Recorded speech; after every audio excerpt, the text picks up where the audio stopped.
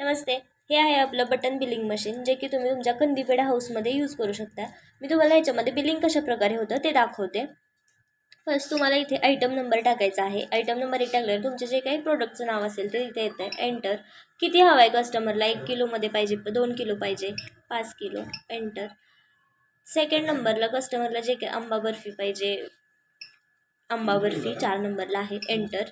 किती हवी आहे, 2 किलो, 3 किलो, एंटर करायचं. त्यानंतर प्रिंट काढायची आहे.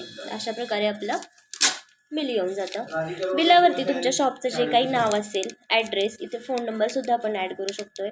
डेट टाईम येते, त्याचबरोबर तुमची टोटल किती झाली, अशा प्रकारे हे बिल येते. त्याचबरोबर ह्याच्यामध्ये रिपोर्ट्स कसे काढायचे ते मी तुम्हाला दाखवते. रिपोर्ट्स,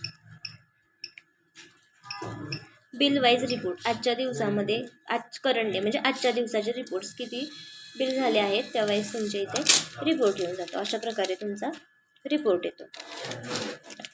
त्यानंतर रिपोर्ट्समध्ये डे वाईज रिपोर्टसुद्धा तुम्ही बघू शकता.